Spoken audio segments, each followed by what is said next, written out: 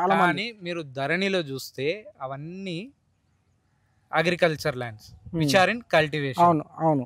అది వే ధరణిలో ఏమని పెట్టిర్రు? సాగు భూమి, సాగు సాగు భూమి. చేసుకుంటున్నారని చెప్పిర్రు.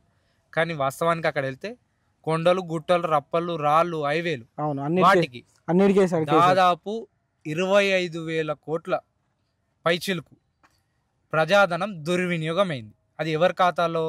బిజినెస్ మ్యాన్లు, రాజకీయ నాయకులు, ఏ బీఆర్ఎస్ పార్టీకి చెందిన రాజకీయ నాయకులు, వాళ్ళకి అనుకూలంగా ఉన్న బిజినెస్ మ్యాన్లు, వాళ్ళకి అనుకూలంగా ఉన్న కొందరు వ్యాపారవేత్తలకు అందరికీ ఇష్టం వచ్చినట్టు ప్రజాధనం దుర్వినియోగం చేసి ఆ ధరణి వల్ల ఎన్నో సమస్యలు, అసలు సాగులో లేని భూములకు కూడా ఇవ్వడం వల్ల 25,000 కోట్లు ప్రజాధనం దుర్వినియోగమైంది. చాలా మంది. కానీ మీరు ధరణిలో చూస్తే అవన్నీ agriculture lands which hmm. Are in cultivation. అవును. అవును.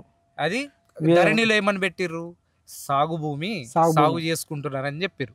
కానీ వాస్తవానికి అక్కడ వెళ్తే కొండలు, గుట్టలు, రప్పలు, రాళ్ళు, హైవేలు అవును. వాటికి అన్నిటికేసాడు కేసీఆర్. దాదాపు 25,000 కోట్ల పైచిలుకు ప్రజాధనం దుర్వినియోగమైంది. అది ఎవరి ఖాతాలో?